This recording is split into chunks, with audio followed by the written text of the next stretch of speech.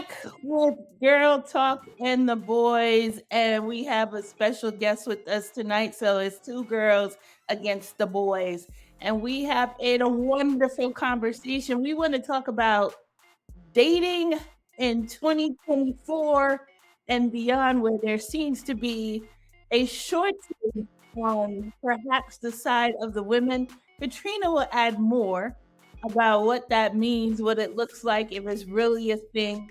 And the boys obviously are going to give their opinion because that is what they do.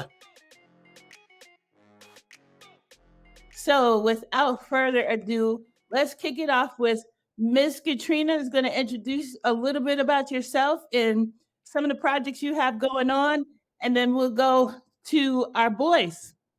Hey everybody, it's your girl Katrina Marie. I am a certified dating coach and relationship advocate.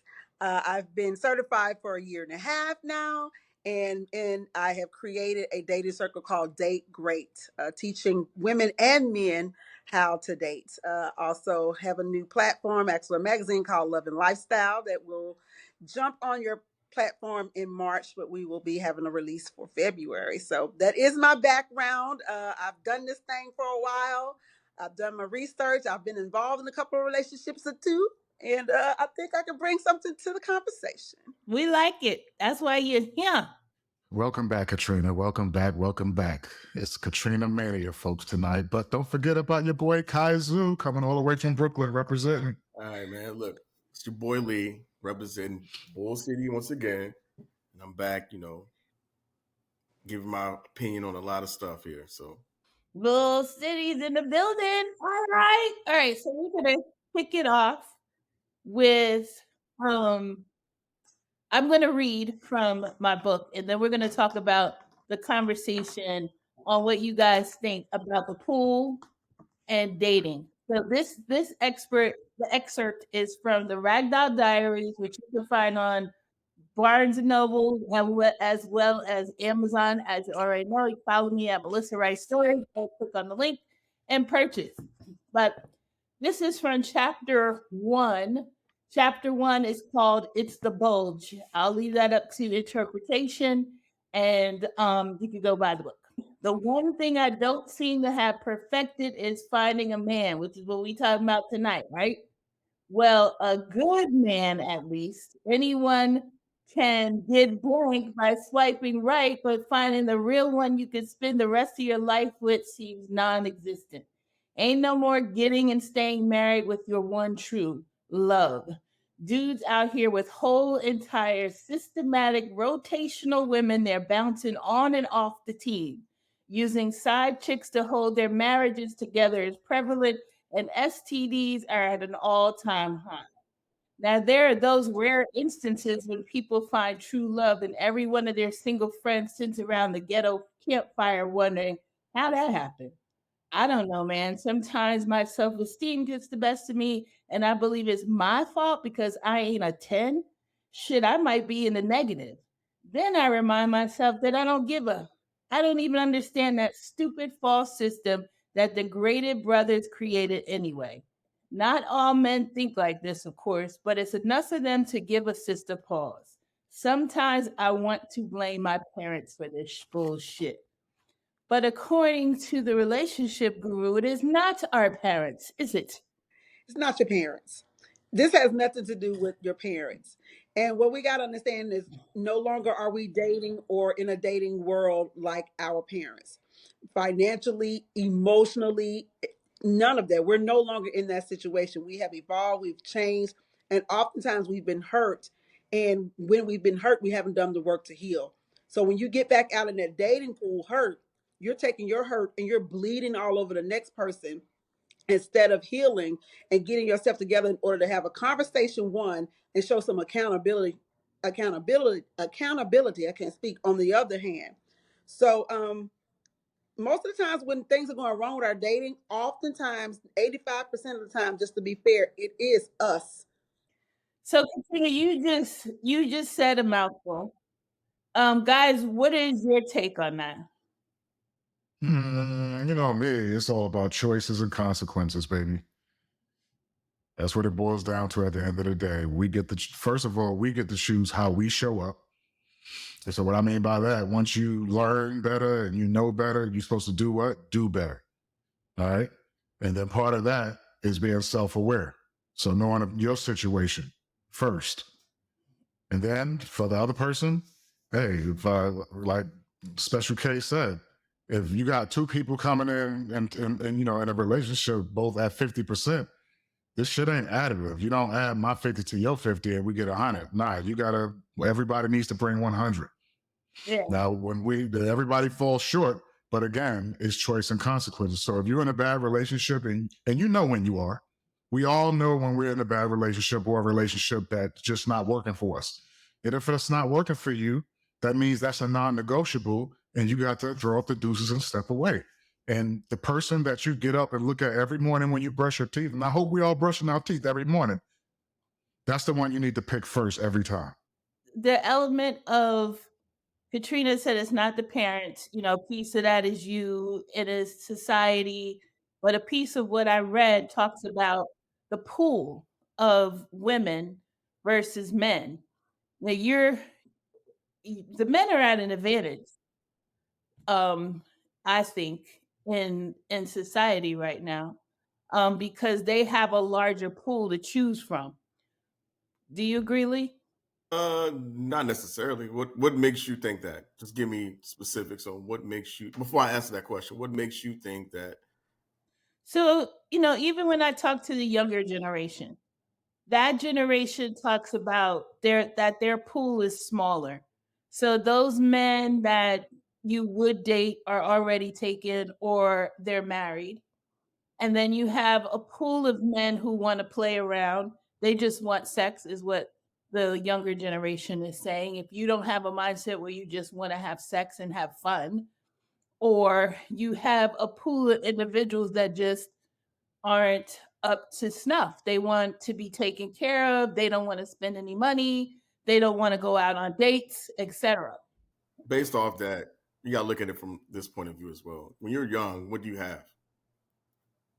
You don't have a high paying job, right? You don't have a 6-figure job at. Some of them do now. And I was about to say, not normally you don't, right? Because you just come out of college. Now, I mean, well, it's been about, dang, I got to look at it. It's been about 16 years. So some people do come out of college with 6-figure jobs, right? It's like they're not playing around. These kids got a different hustle. I think it's just people want to be taken care of because they don't already have what they looking for at that particular age. Now, when you get older, that's a different kind of story. That's why I said where you're getting this information from, but you're basing it on younger people. Younger people don't have everything. They don't have. If I can do the math just off the top of my head, I don't think a lot of 20-year-olds have a house, right? They have cars. They live out in apartments. But what age group was she talking about? Was she talking I'm 20 talking year like olds? 25 and up, not, you know, I'm talking about 25 and up. Okay, let's go with 25 and up. Even then, you still don't have that type of money to blow on people.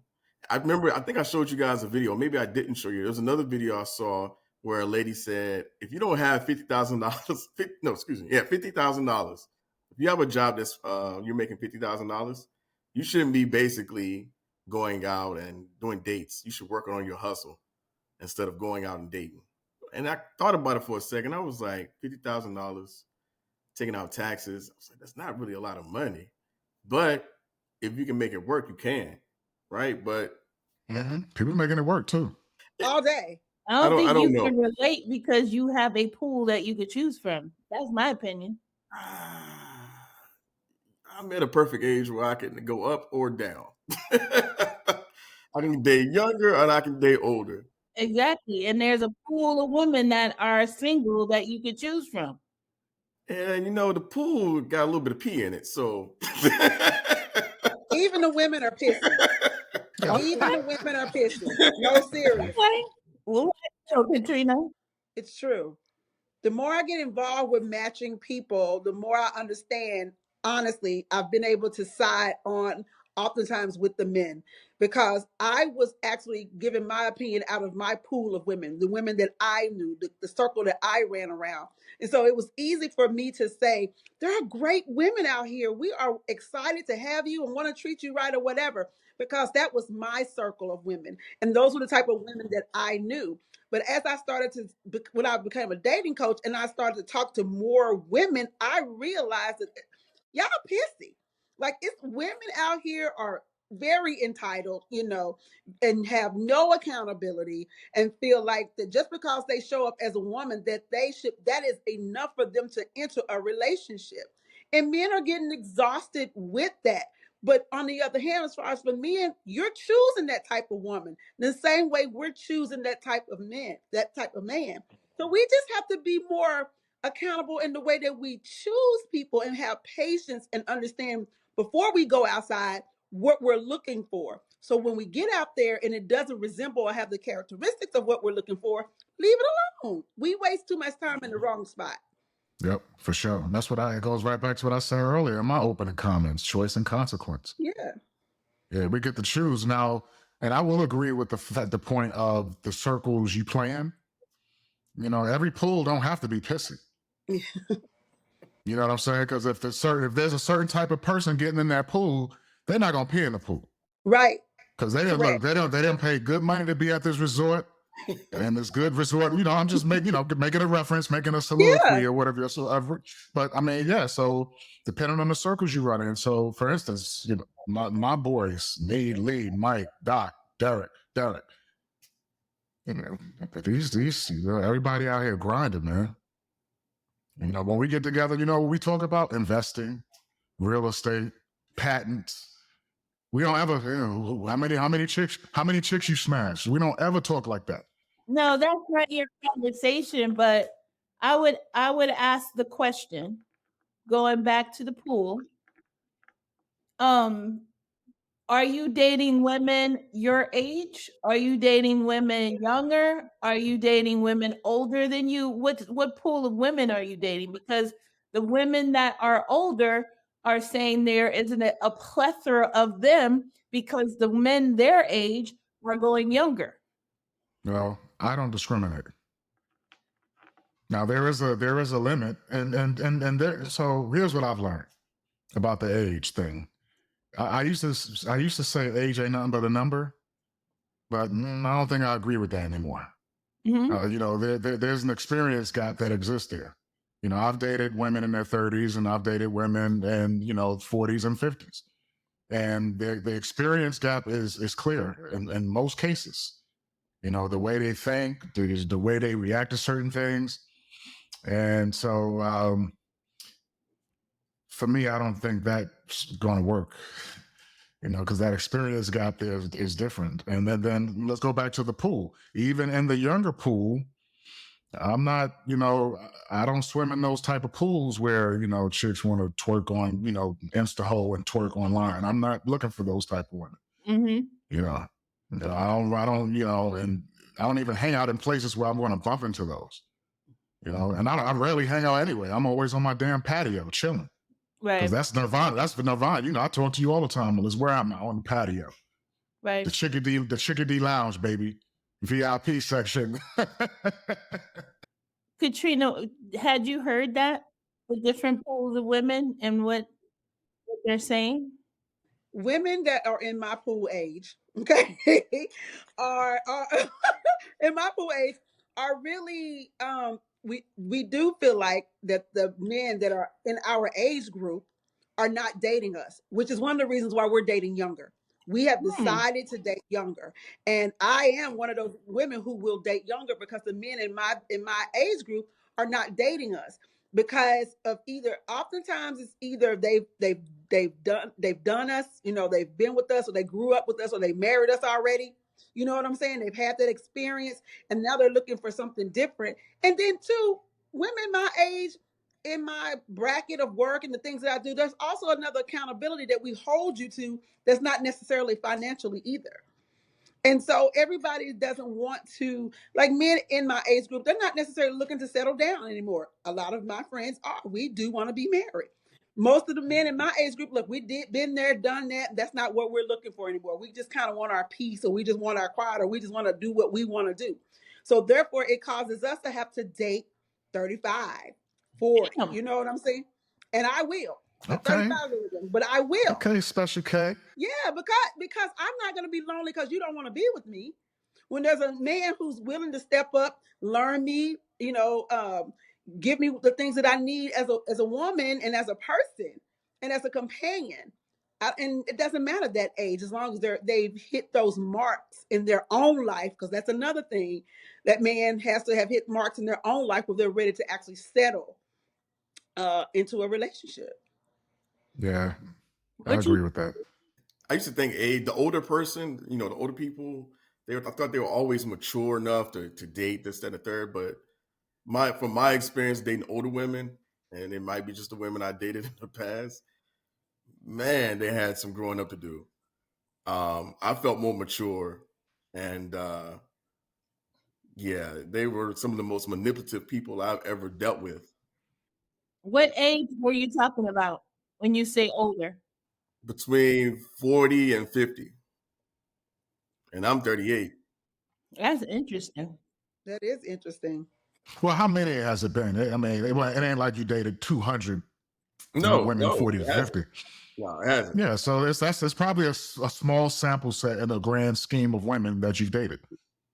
Yeah, that's why I said my experience. So, yeah, right. Yeah. So I think none of us is going to have all the answers, because there's too many iterations of people that exist in the world, and we haven't experienced them all. I think as the older we get, the wiser we get, and the better we choose, because now we're starting to recognize certain signs in people, and if you're mature enough and you've been smart enough to set your negotiables and your non-negotiables, then you choose better. Period. People that are listening to this podcast range in age, right? So, we don't have a group that is just in their 40s or in their 50s. We have people that are in their 20s that listen to this podcast. And so they're not at a level of a 40 or 50-year-old. So they're going to be looking for guidance on, okay, what do I do in my pool to get a man? Because the young ladies that I talk to are very frustrated, and they're mature. They're very, very mature at their level, but they're not finding a mate. So the suggestion for that is still the same as I would give anybody at any age. And it always starts with knowing what you want, where you are in life, and what you're looking for. Once you get that under your belt, then you will be able to go through and decipher who is good for you and who is not. The pool that you're swimming in has a lot to do with the environments that you're in. That's one. But two, you have to understand, in the grand scheme of men and women, a lot of them you're going to have to swim around, and you can see the piss ring around their ass, so you just got to swim around them. Quit entertaining people that do not serve your purpose. And what happens is we get around and try to entertain people and keep them around in hopes that they'll change, or that they'll see who we are and how amazing we are, and that our presence will change them and help them be a better person. But no, we literally have to be like, oh, this one is not gonna, so let me push them out the way. And be okay with continuing to swim laps until you find the one. Because at this point where we are, because of social media, because of TV, and because of all the genders and all the way people are doing sex or whatever, unfortunately, in this generation of dating, you're going to have to swim around more people to get to where you want.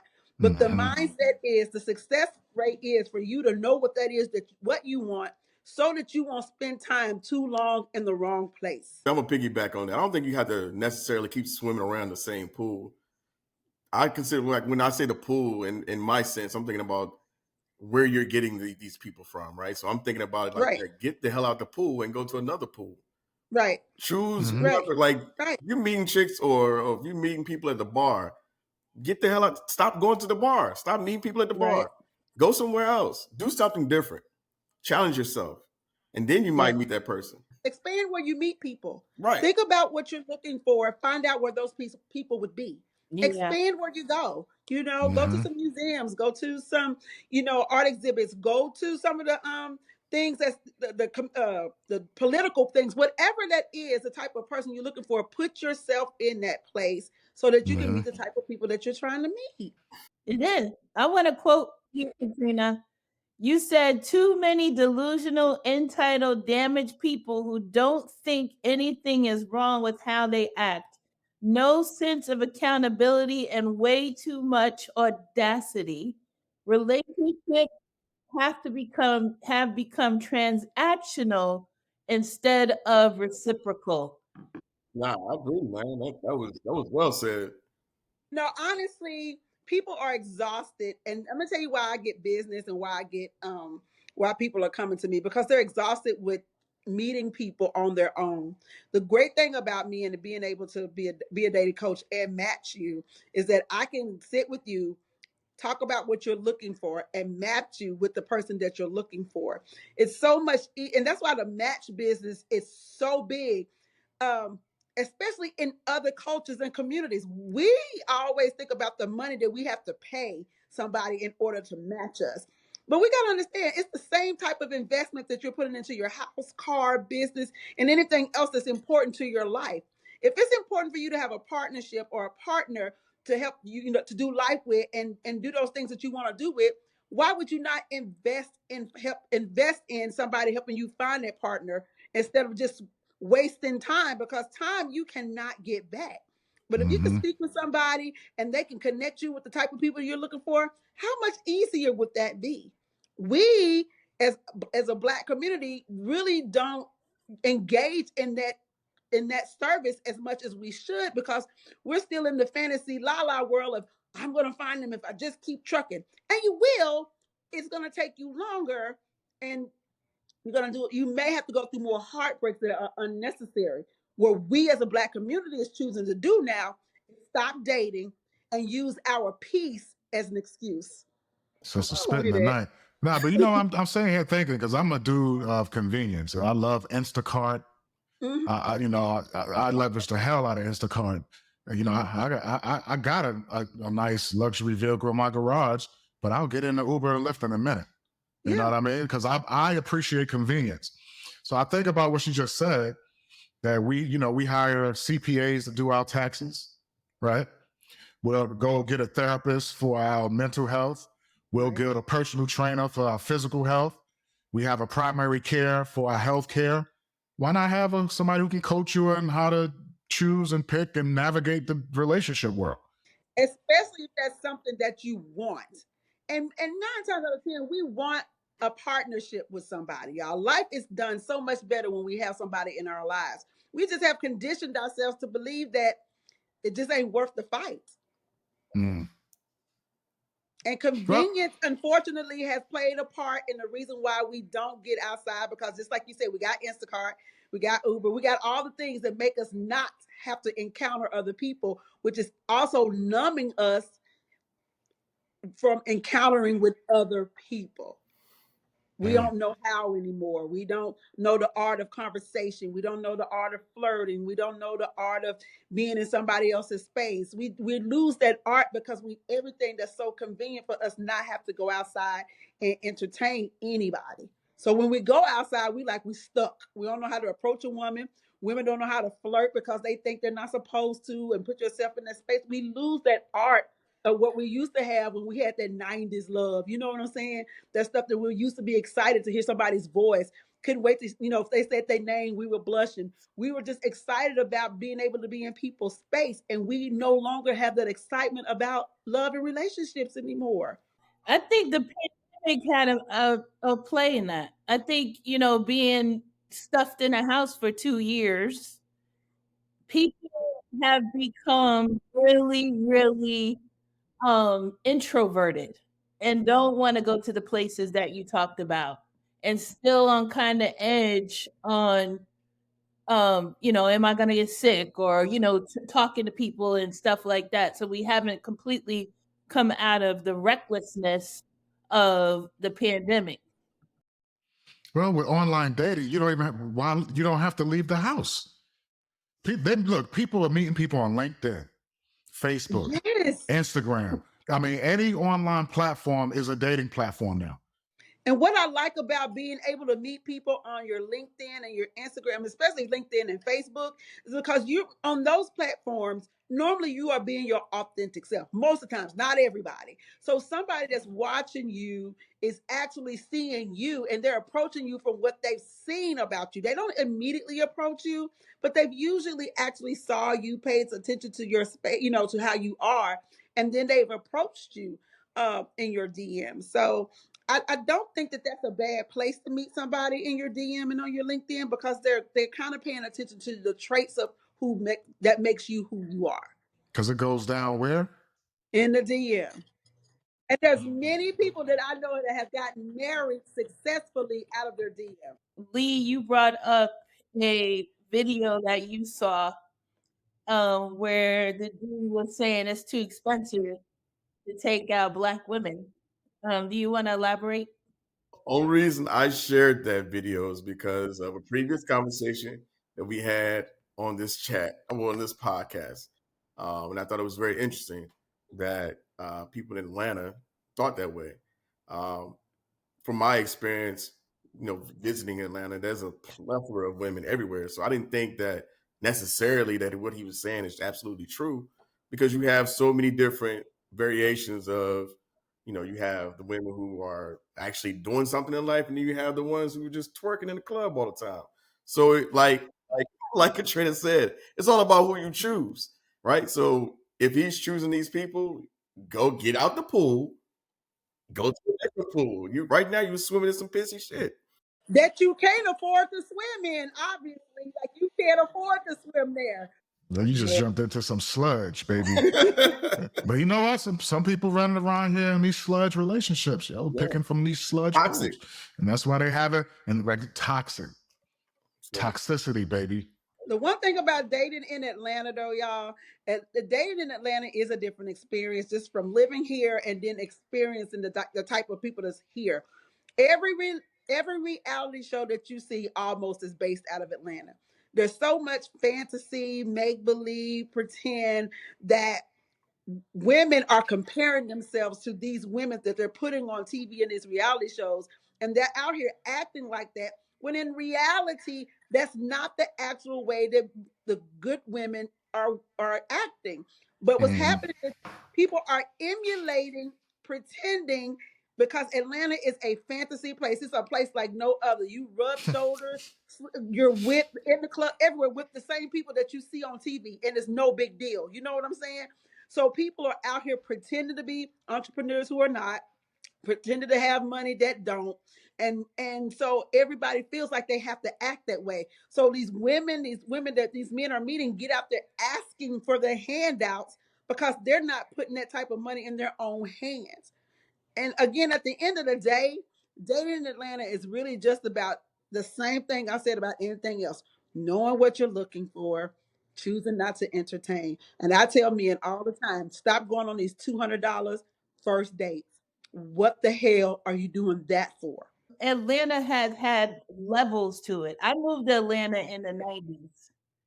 And it was the same. You had to dress, you had to have your hair done, you had to have a nice car, shoes, etc. You might not have had it or had the money, but I remember even then people would flex like that and live in their mama's basement. Yeah. So but it has escalated to, the Atlanta housewives. You got to look like Atlanta housewives now. Yeah, but I mean, there's nothing new under the sun. This shit's been going on since long before we were born. They just flossed the way they could floss in the 40s and then the 50s and the 60s. And the further we got to this point, the generational wealth gap started closing. So that's why now we see real housewives of millionaires and football players and basketball wives and basketball soccer brothers and sister wives and all this other shit on. Yeah, because the generational wealth gap is closed and now they can floss. They just flossing differently than they did back then. The same shit's been going on.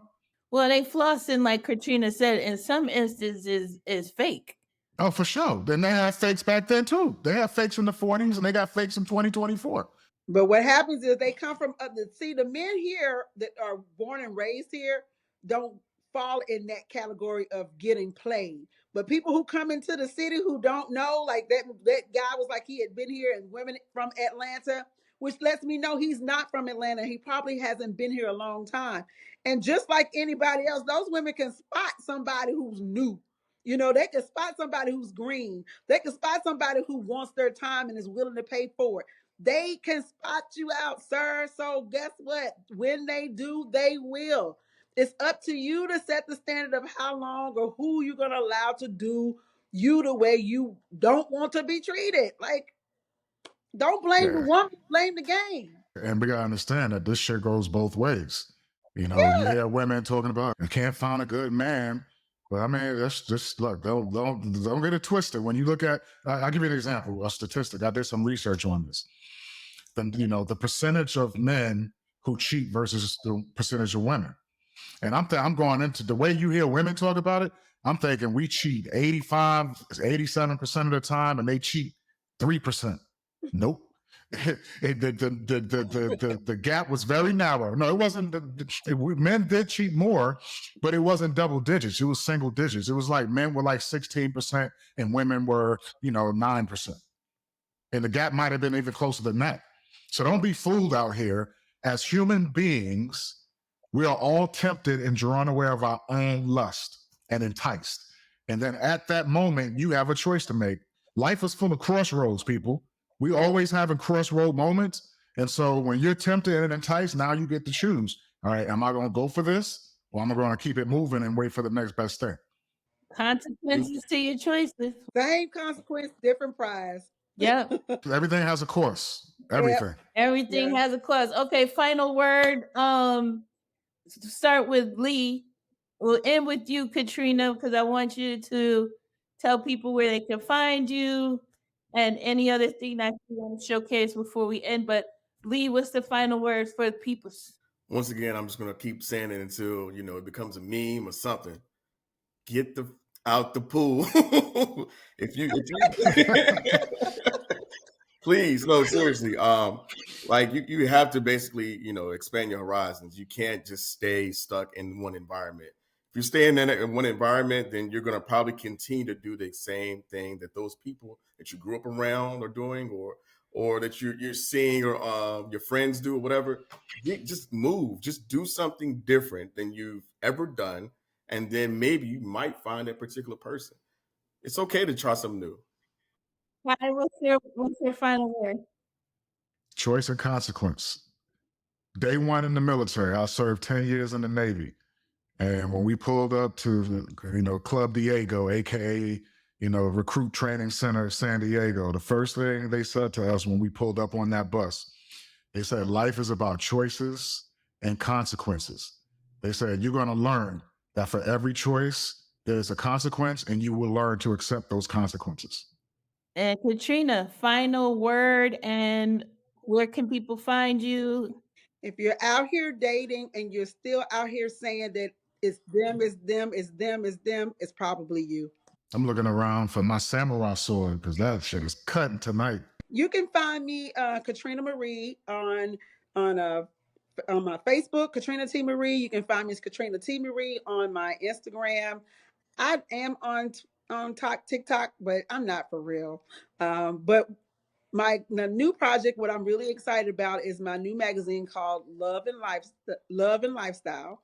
It does celebrate love, and what I did when I wanted to put this magazine out is reset the bar, reset the standards, reset everything about what love looks like and how relationships are done. So I'm excited about that. I want everybody to go ahead and please subscribe to loveandlifestylemag.com. Go ahead so you can start getting your articles, and then you will be also able to order your hard copy for March. Congratulations. Yes, congratulations, sister. Do you have your wine with you? I do. Where is it? I do. So we're in the rebranding phase. So I don't ever really put it out there. I only have, honestly, 2 cases of red left. That stuff went like crazy for Valentine's Day. It is my Merlot blend.